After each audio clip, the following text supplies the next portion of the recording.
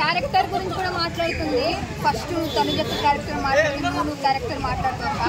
ఎందుకంటే పవన్తో నువ్వు సాసా డాన్స్ వేస్తుంది, నువ్వు తనుజకు ఏ మాత్రం అట్లా చేయలేదు. ఇన్ని రోజులు అవుతుంది, నువ్వు ఇప్పుడు వచ్చా. తనుజకు ఫస్ట్ ఉంది, తనుజకు ఏ మాత్రం లిమిట్స్ దాటలేదు. ఆమె లిమిట్స్లో ఉంది. బిగ్ బాస్కి ఎంత న్యాయం చేస్తుంది.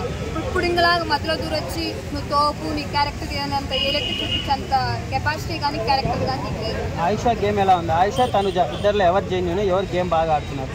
ఆయిషా నెక్స్ట్ వీక్ వల్ల తనుజ అయితే ఫైన్ విన్నరు.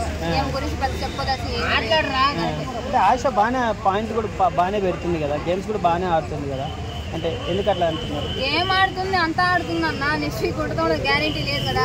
జనాలు ఏమో ఎప్పుడు ఎటు మార్పు వచ్చి తెలియదు. ఈ రోజు జరిగింది రేపు చూడలే, ఇప్పుడు జరిగింది ఎంత డొల్ల అయిపోతుంది. Bigg Boss compulsory next week అయితే అయిపోతుంది. అంటే ఇప్పుడు మాధురి గారితో తనకి ఫేక్ బాండింగ్ పెట్టుకుని ఫేక్గా ఉంటుంది కదా, కరెక్టేనా? బాండింగ్ అంటే ఫేకా? ఫాదర్ మదర్ క్యారెక్టర్ అదే బాండింగ్ ఫేకా? లవ్ ట్రాక్ బాండింగ్ కాదన్న. అంటే పవన్ కళ్యాణ్ విషయంలో మాధురి కామెంట్ చేసింది, అలాంటి మాధురితో బాండింగ్ పెంచుకోవడం తనది ఎంతవరకు కరెక్ట్ అంటారు? అసలు నాకు తెలిసి ఆ బాండింగ్ అనేది 100% గ్రేట్. అది ఆ బాండింగ్ అంటే ఒక అంటే లవర్ నమ్ముకున్నాడు బాగుపడతాడు లేదు, కానీ తల్లిదండ్రులు నమ్ముకున్నాడు మాత్రం లైఫ్లో సక్సెస్ అవుతాడు అని ఉంటుంది కన్నా, అది మాత్రం నిజం. ఆమె తల్లిదండ్రులు నమ్ముకుంది, ఆమె ఫైన్ పర్సన్. గీత ఒక లవర్ని నమ్ముకుంది, ఎక్కడికో పోతుంది. కాబట్టి నిన్న సంజన గారు కూడా తనుజ గారిని ఏదో పాయింట్ రేస్ చేశారు. అంటే ఏదో నువ్వు కూడా పులిహోర కలుపుతున్నావు అని చెప్పి సంజన గారు రేస్ చేసి తనుజ గారు సీరియస్ అయ్యారు. అది నిజమే అనుకోవచ్చు, పులిహోర కలుపుతున్నావు? పులిహోర కలిపితే నేను చెప్తున్నాను, తనుజాక గట్ట పులిహోర కలిపితే ఇప్పుడు దాకా బిగ్ బాస్లో ఉండేది కాదు. ఆమె క్యారెక్టర్ని ఆమె ఎంత న్యాయం చేయాలో బిగ్ బాస్ ఆడాలి, ఉండాలని చెప్పి ఆమె ఏంటంటే ఫస్ట్ నుండి ఇన్నోసెంట్ ఫీల్ అన్న. ఏమైనా సరే ఎమోషనల్ ఉంది చిన్న చిన్న విషయాలకి, కాబట్టి బిగ్ బాస్ సేమ్ అట్లాగే ఉంది. కానీ ఇప్పుడు నుండి బిగ్ బాస్ అంటే వైల్డ్ కార్డే కాదు కదా, వైల్డ్ ఎవరు వచ్చినా సరే వైరల్ అయిపోతాక తనుజక్క ఒక వైరల్ అంటే మాధురిని నాకు తెలియదు అన్న. అవునండి, సైలెంట్ అయ్యారు. నెక్స్ట్ ఆది గారు కూడా చెప్పారు, అది కూడా తీసుకుని మైండ్లోకి. సో కామైంది నాకు. దాని తర్వాత తెలిసింది ఏంటంటే మాధురి గారు వాళ్ళకి వాళ్ళు కాదనిపిస్తుంది. తను అంత ఫైర్ ఏం కాదు, అంటే కోపిస్ట్ వాళ్ళు ఏం కాదు.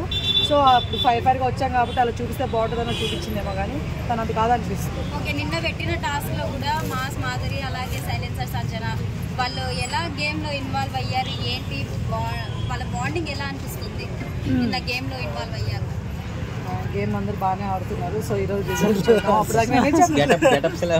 అప్పుడు చాలా బాగున్నాయండి, చాలా వెరైటీగా ఉన్నాయి. ఈ రమ్య పాపం గెటప్ పెట్టి అనిపించింది, నాకు కామెడీ బాగా అనిపించింది. అండ్ కళ్యాణ్ కూడా బాగుంది గెటప్. సో గెటప్లు బాగానే ఉన్నాయి. అసలు నాకు సంజన గారిని చూస్తుంటే మన అనసూయ గారిని చూస్తున్నట్టుంది నిజంగా. పుష్ప. సో అట్లా. సో ఈ వీక్ ఎవరు ఎలిమినేట్ అవుతారు అనుకుంటున్నారు? రమ్య అనుకుంటున్నాను. బట్ పోలింగ్ ప్రకారం చూస్తే శ్రీనివాస్ సాయి గారు ఉన్నారు. చూద్దాం, బిగ్ బాస్ ఎప్పుడు పోలింగ్ ప్రకారం పోడు కదా. అంటే దివ్యల మాధవి రమ్య గారు వచ్చాకే కొంచెం జనాలకు ఇంట్రెస్ట్ పెరిగింది. ఇప్పుడే మీరు వెళ్ళిపోమంటున్నారు రమ్య గారిని, ఎలా? నేను వెళ్ళిపోమంటే వెళ్ళిపోవడానికి ఎవరు, నేనెవరు? అలా అనుకుంటే పర్ని కానీ అసలు పంపింది కదండి. ఓకేనా? బట్ అలా కాదు. యాక్చువల్ వాళ్ళిద్దరు రావడం వల్ల ఏం జరగలేదు, కానీ వాళ్ళు వచ్చారు చెప్పారనమాట. మేబీ వాళ్ళిద్దరు రాకపోయినా సరే ఆది గారు కానీ నాగార్జున గారు మొన్న దివాళీ ఎప్పుడైతే చెప్పారో ఆ రోజు ఎపిసోడ్లో, అది చెప్పుంటే మన వాళ్ళు అప్పుడు కూడా ఫైర్ ఆడతారండి మళ్ళీ. సో అట్లా.